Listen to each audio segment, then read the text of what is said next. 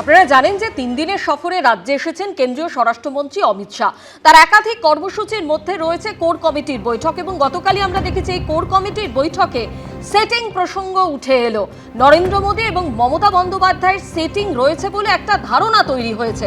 বৈঠকে এই প্রসঙ্গ তোলেন কোর কমিটির একাংশ নেতা। জবাব দেন অমিত শাহ, আপনারাও কি সেই ধারণা রাখেন? এত টাকা খরচ করা হচ্ছে, এত লোক বাইরে থেকে এসে কাজ করছেন, অন্য রাজ্যের সাধারণ সম্পাদকরা পশ্চিমবঙ্গে পড়ে আছেন দিনের পর দিন।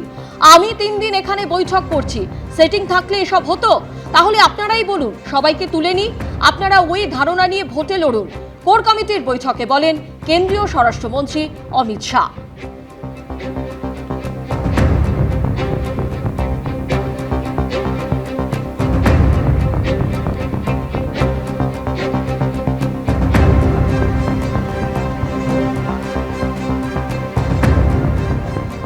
বিজেপির কোর কমিটির বৈঠকে কেন্দ্রীয় স্বরাষ্ট্রমন্ত্রী অমিত শাহর সামনে উঠে এলো সেটিং তত্ত্ব। আর এই নিয়ে প্রদেশ কংগ্রেস মুখপাত্র সুমন রায়চৌধুরীর কি প্রতিক্রিয়া শোনাবো।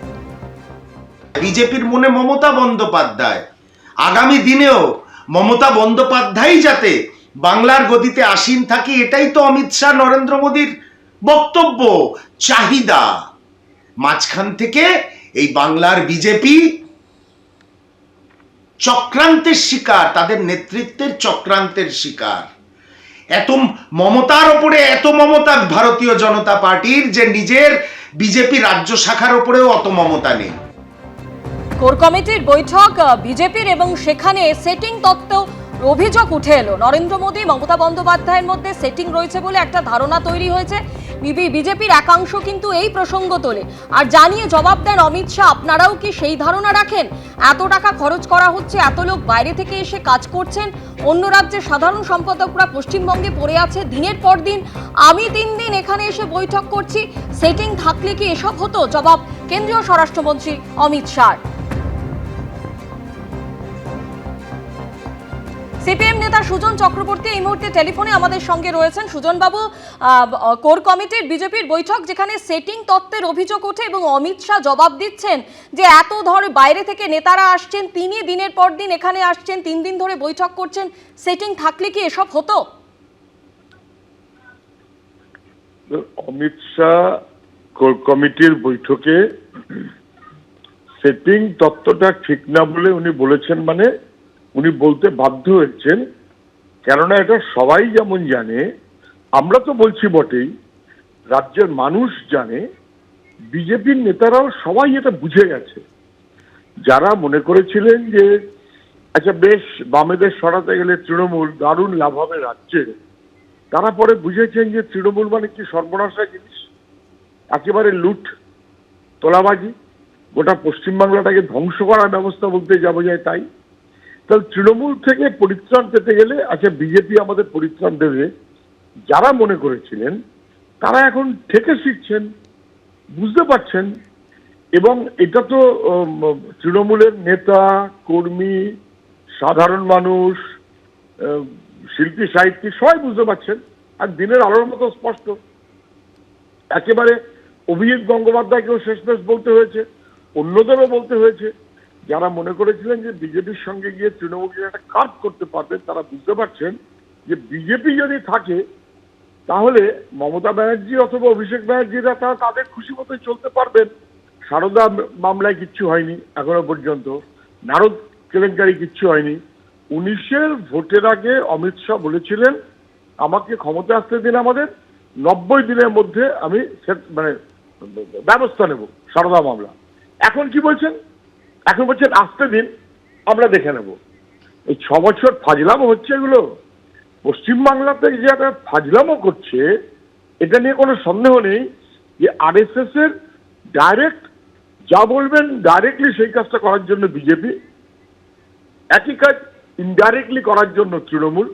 এইটা নানান কার্যকারণে সবাই বুঝে গেছে এবং বিজেপি থাকলে তৃণমূলের কোনো অসুবিধা নেই, আর তৃণমূল থাকলে পশ্চিমবাংলায় আরএসএস বিজেপি বাড়বে। ফলে সেটিংটা বুঝবার জন্য অনেক কষ্ট মষ্ট করতে হয় না, খালি চোখে সাদা চোখে বয়ে যাচ্ছে, ধরা পড়ে গেছেন বলেই আজকে অমিত শাহকে বলতে হচ্ছে, কিন্তু ও কথাই চিড়ে ভিজবে না। অনেক ধন্যবাদ আপনাকে। তৃণমূল কংগ্রেসের সোশ্যাল মিডিয়া সেলের ইনচার্জ দেবাংশু ভট্টাচার্যের সঙ্গে এই মুহূর্তে আমরা টেলিফোনে যোগাযোগ করে নিয়েছি। দেবাংশু, বিজেপির কোর কমিটির বৈঠক, যেখানে রাজ্য বিজেপির একেবারে শীর্ষস্তরের নেতারা রয়েছেন, তারা কেন্দ্রীয় স্বরাষ্ট্রমন্ত্রীর সামনে সেটিং তত্ত্ব, তারা বলছেন যে নরেন্দ্র মোদী এবং অমিত শাহর মধ্যে একটা সেটিং রয়েছে, এরকম একটা ধারণা তৈরি হয়েছে, যার জবাবে কেন্দ্রীয় স্বরাষ্ট্রমন্ত্রী বলছেন যে তিনি নিজে 3 দিন ধরে এখানে এসে রয়েছেন, বৈঠক করছেন। যদি সেটিং থাকতো তাহলে কি এসব হতো? আর এই নিয়েই সিপিএম এর কেন্দ্রীয় কমিটির সদস্য সুজন চক্রবর্তী বলছেন সেটিং যে রয়েছে সেটা তো একেবারে স্পষ্ট। দেখুন, সকাল সকাল রসগোল্লারা কি বলছে, কি আলোচনা করি, তবে আমি একটা কথা আপনাদের বলি, একটা বাচ্চার যখন পায়ে চোট লাগে, বাচ্চাটা কাঁদতে যায়, তখন দেখবেন বাবারা বা মায়েরা সেই বাচ্চাটাকে দেখা, ওই বাবু বাবু দেখো আকাশে প্লেন যাচ্ছে, ওই দেখো চড়াই পাখি, ওই দেখো পায়রা, ওই দেখো বুলবুলি, দেখিয়ে বাচ্চাটাকে ওইটা থেকে মন ঘোরাতে চায়। আজকে অমিত শাহ নিজের আভ্যন্তরীণ মিটিংয়ে তৃণমূলের সঙ্গে সেটিংয়ের প্রশ্ন করিয়ে, এমনকি গতকালের সাংবাদিক সম্মেলনে নিজেদের পক্ষের একজন বাছা সাংবাদিককে দিয়ে এই প্রশ্ন করিয়ে হাওয়াতে এই তত্ত্বটা ভাসিয়ে দিয়ে আসলে ওই বাচ্চাকে ব্যথা ভোলাতে আকাশের পাখি দেখানোর গল্প, এটা ঢাকার জন্য আবার পাল্টা সিপিএম নেতাদের রিয়াকশন। আসলে এই বাংলায় কোন রাজনৈতিক দলের 30% ভোট বিজেপিকে পুষ্ট করেছে? এই বাংলার মাটিতে কাদের ক্যাডার বেস পুরোপুরি বুথে বুথে বিজেপিতে ট্রান্সফার হয়ে গেছে? 2016 থেকে আজকে 2026 আমরা অ্যাপ্রোচ করছি, 10 বছর। তৃণমূলের কি একটা ভোট বিজেপিতে গেছে? উত্তর হচ্ছে না। কোন পার্টির ভোট বিজেপিতে গেছে? সিপিএম এর, আর সেটিং তৃণমূলের সঙ্গে। আচ্ছা বাদ দিন, আজ সিপিএম 34 বছর রাজত্ব করেছে, সারদা রোজভ্যালির জন্ম তাদের সময়। ত্রিপুরাতেও রোজভ্যালি তারা কাণ্ড ঘটিয়েছে। ত্রিপুরাতে বিজেপি বলেছিল ক্ষমতা এলে রোজভ্যালি কাণ্ডে সিপিএম এর সব নেতারা গ্রেফতার হবে। সিপিএম এর কটা নেতা গ্রেফতার হয়েছে সারদা এবং রোজভ্যালি মামলায় ত্রিপুরায়? উত্তর দিতে পারবেন? এই বিনিময়ে কি যে ত্রিপুরাতে এবং পশ্চিমবঙ্গে সিপিএম এর নেতাদেরকে টাচ করবে না বিজেপি, তার বিনিময়ে সিপিএম কে তার 30% ভোট ট্রান্সফার করে দিতে হবে বিজেপিতে? সিপিএম এর সাদা ধুতি সাদা থাকবে আর নরেন্দ্র মোদীরও সাদা দাড়ি সাদা থাকবে। এটাকে সেটিং বলে, আর এটা বাংলার মানুষ জানে। এই সেটিংটাকে ঢাকার জন্য বারংবার ওই তৃণমূল বিজেপি সেটিং এর হাওয়া যেমন বিজেপির অভ্যন্তর থেকে তুলে ঢাকার চেষ্টা হচ্ছে, তেমনই সিপিএমও তাতে যোগসাজশ দিচ্ছে। অনেক ধন্যবাদ দেবাংশু আমাদের সঙ্গে কথা বলার জন্য। এবিপি আনন্দ, এগিয়ে থাকে, এগিয়ে রাখে।